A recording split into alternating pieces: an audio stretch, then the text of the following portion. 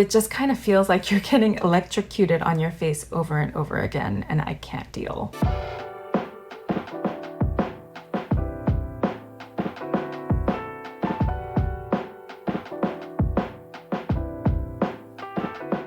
Hi ladies, thanks for stopping by. My name is Helen if you're new here, and I started this YouTube channel just last year when I had turned 40 years old, and I was starting my IVF treatments abroad in Korea. I traveled all the way from the States to Korea in order to get IVF done here and do back-to-back rounds of IVF because I'm advanced maternal age. And not only that, I also have diminished ovarian reserve, which basically means that I have less eggs than other women my age. And so that would require me to have more rounds of IVF in order to have a chance at success. Also, the fertility doctors and hospitals in Korea are known to be some of the best in the world and very affordable. I just made a video detailing all the costs of my 7 egg retrievals last year, so if you haven't seen that, I'll link that up here. Today I wanted to do something slightly different. Ever since my last failed embryo transfer, I've been thinking that I really need to change the way that I view my life and IVF. Up till now, everything in my life has been about IVF, and I don't think that's the right way to go about it. I know that I have a business helping women come to Korea for IVF, so that's going to keep going. And you know, my YouTube channel is also about IVF, and I love doing that. But I also think that I need to live my life, and it's just such a blessing to be in Korea. There are so many great things about being here. So I wanted to just kind of think of IVF as something that I do on the side and really enjoy my time here. So today I wanted to talk about one of the perks of being in Korea, and that is skincare treatments. So I wanted to talk about my favorite treatments and what I get done, and which ones are safe to do while trying to conceive or while you're doing IVF, and when to do it. So I'll talk about that today and share my experience with you. And I'll also give you an update on my eighth egg retrieval, so stay tuned till the end.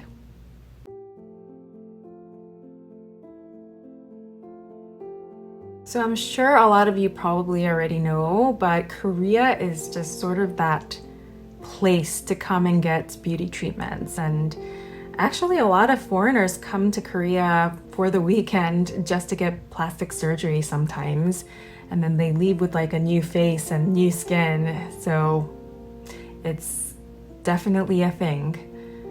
Koreans are just really good at taking care of their skin, and they do a lot of self-care. Every time that I'm away from Korea for a while and I'm in the States, I don't do anything in the States. I maybe do some stuff at home, but I never go to, see a dermatologist in the States. Every time I'm in the States for a little too long, and then I come back to Korea, I look so unkept and ungroomed, and I have to go immediately to my clinic to get everything done. So it's definitely a place that I come for beauty treatments as well. For those of you who are trying to conceive right now, TTC, there aren't too many things that you can get done at the clinic. Any kind of injection is out of the question. No Botox, no fillers. You shouldn't get anything injected into your skin, your face, or your body for that matter, if you are trying to have a baby. However, I think that laser treatments are okay because it's just, the surface of your skin.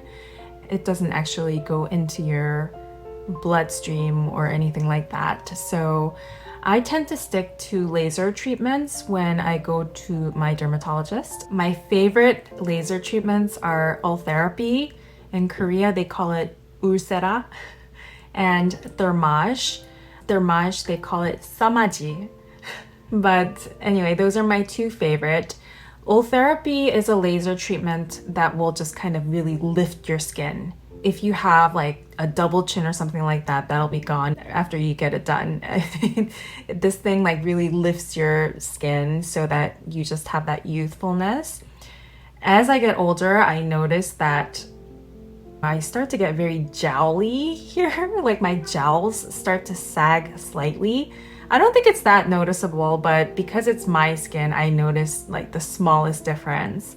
And whenever I get Ultherapy, I get it done around here to just kind of lift everything, and it just works wonders. Thermage, on the other hand, is a laser treatment that, what's a good way of putting this? It basically irons out your skin. Let's just read what it means. Okay, Thermage uses radiofrequency energy to heat the deeper layers of the skin, causing collagen contraction and encouraging new collagen growth. So it's great for smoothing, tightening, contouring the skin, and can be used on the face, eyes, and body. Thermage, I think, is a really great alternative to getting Botox because I use it for the fine lines that I have been seeing on my forehead, or, you know, just tightening up around here and just making my face feel very lifted and not wrinkly. Cost. I think in the States, Ultherapy and Thermage are like $5,000-ish. I'm actually not sure. I haven't looked into this. If I do some research later before I post this video, I'll put the price up here. But in Korea, you can get it done for, I would say like $2,000 to $3,000.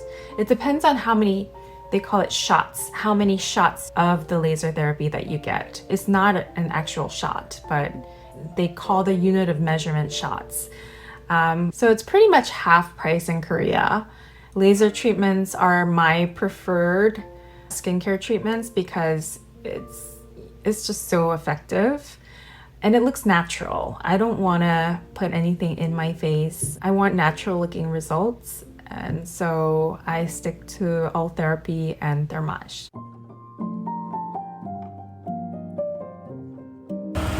I'm on my way to go get some laser treatment. And I'm going to get Ultherapy, which is supposed to lift my skin. And I'm also going to get Thermage, which is supposed to kind of flatten out any wrinkles or fine lines. So this is the building. Here's where I'm going.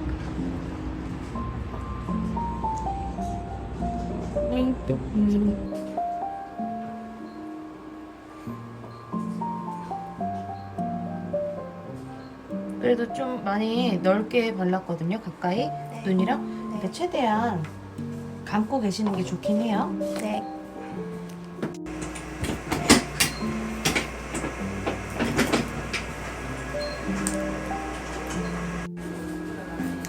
Time to go to sleep soon.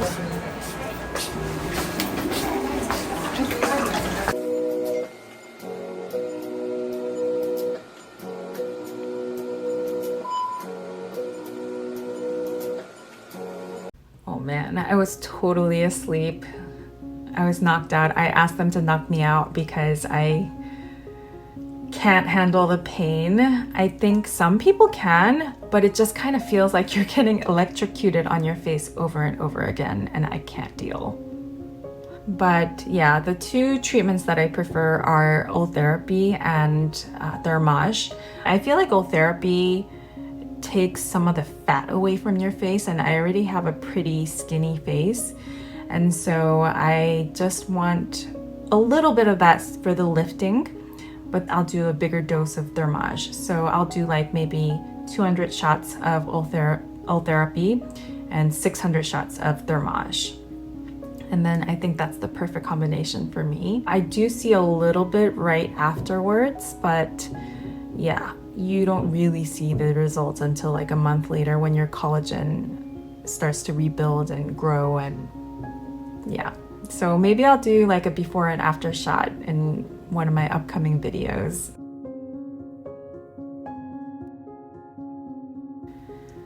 So, laser treatments aside, I'll give you an update about my latest egg retrieval. It's number 8 already, and this one was a little bit different. I had 3 back-to-back embryo transfers that didn't work out. When I started my menstrual cycle, on the second day, I went in to get an ultrasound, and unfortunately, they weren't able to see any follicles. Usually by day 2, they would see like 2 or 3 follicles at least, and we would start stimming from there on. But this time it was different. I figure it's because of all the progesterone that I was on, and maybe that delayed my follicle growth for the cycle. I'm not sure. The doctor did say that this sometimes happens, and if I just wait a little bit, then maybe we'll see some follicles. So we delayed everything a week, and then I came back into the hospital for another ultrasound scan a week later to see if any follicles had grown. So this was the first time that I had started stimming so late in the game. I basically started my stimulation phase usually on day 2 of my cycle, but this time I was at like day 9 or 10. They were barely able to see a couple of follicles. I remember the doctor told me that it looks like there could be follicles, but we're not sure if they're follicles.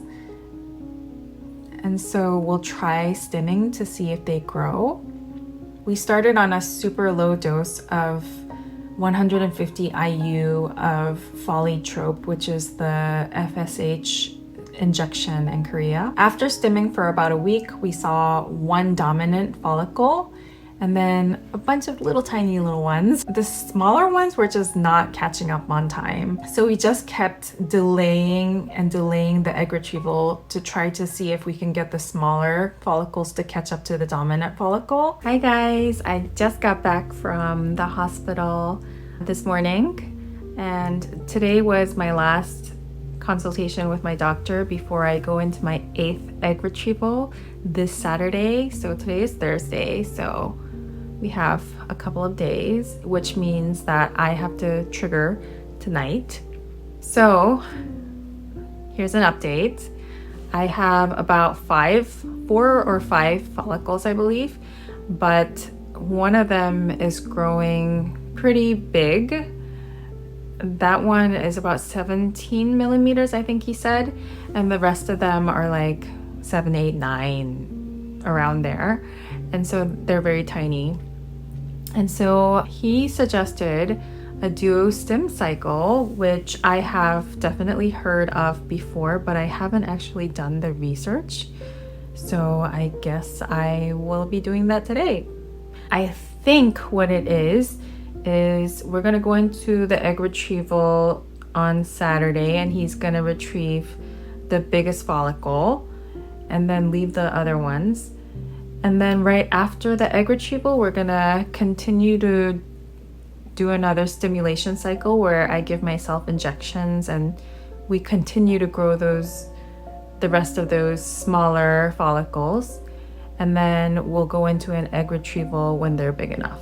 So it's basically a stimulation phase right after the egg retrieval, which I hope my body can take all the stims, because I feel like I've already been on stims for such a long time this month. I don't know why my follicles are growing so slow this time. Usually within 2 weeks of stimming, my largest follicle would be at around 20 something millimeters, but this time the largest one is like 16, 17, I don't really know. So it's growing very slowly. I'm not sure if it's because I just went through 3 transfers. Maybe that's why. Maybe the medication from those transfer cycles are affecting my egg retrieval cycle this time. So who knows? But yeah, that's the update. And so I'll check back in later when I have to trigger. So you guys can join me for that one. Hi guys. So It is almost turned like a minute away from the time that I'm supposed to give myself the trigger. So, oh man, my alarm rang and I just like, I don't know what was wrong with me. I was having some kind of brain fart and just sitting there for like another 5 minutes. But here is my trigger. And I have 2 pre-filled shots. Let's see. These kind of hurt. So I'm gonna just try not to move too much. Look at how tiny the needle is. Okay, it should be time now. I almost forgot to sanitize myself. Okay, alcohol swab. Okay, done with the first shot. Let's go for the second one. When I do these shots, I really miss my husband. Because, I mean, I don't know, it's just a way that I feel really cared for by him, I guess, when he gives me the shots. So, okay, here's my second shot. Same shot on the other side. Let's do the other side. Sorry, I can't like show you guys because I can't move the phone around and whatever while I'm doing this. So I'm done. Okay. Now I can breathe.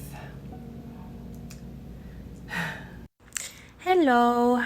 It is egg retrieval number 8 this morning. So I am so tired. I wish that I could sleep in today. But we're gonna go get my golden egg. Wish me good luck. I remember right before my egg retrieval when I was about to go to sleep, the doctor, he looked at me and he was like, we're just going to pluck that one follicle and then we'll go into stimulating your other follicles again. And then I fell asleep and then I woke up to a nurse telling me, you got 4 eggs. Evidently, the trigger shot had grown the rest of my smaller follicles over 36 hours and they were large enough to retrieve during that one egg retrieval. So my duo-stim cycle basically got canceled. Thank God for that though, because this was already such an exhausting cycle for me. I had been stimming for over 2 weeks already before I had gone into the egg retrieval. I was just exhausted. Results. I ended up getting one day 3 embryo and we froze that one. If we had gotten any blastocysts, day 5s, then I was thinking that I would definitely do PGTA this time because I just don't want to waste any more time at this point. So this cycle, we couldn't do any testing because you can only test a day 5 embryo. I'm really grateful that I got the day 3 embryo. It's better than 0 embryos, which sometimes that happens. But if I'm being honest, I was a little disappointed. So moving forward into my 9th egg retrieval now, I really hope that I can produce some better results this time, but at the same time, I promised myself that I would just enjoy my life while I'm in Korea, so I'm gonna try to focus on that. I am at a point now where I am starting to think about how it might not happen for me, and I have to think about next steps just in case it does not happen. So it's something that I'm learning to deal with right now. Of course, I'm still hopeful for the future and I'm gonna keep going. I'm not giving up, but you know, it's definitely a thought that's in my brain right now. If any of you are going through what I'm going through, I would really appreciate some advice in the comments down below. These are inevitable doubts and fears during IVF, and I think I could use a little bit of lifting up today if I'm being honest. So I'm really looking forward to to reading some of the comments. Thank you so much for being on this journey with me. It means so much to me. If you enjoyed this video, please like it and please subscribe to my channel and please share it with somebody that you feel like it might benefit. Massive baby dust to everybody.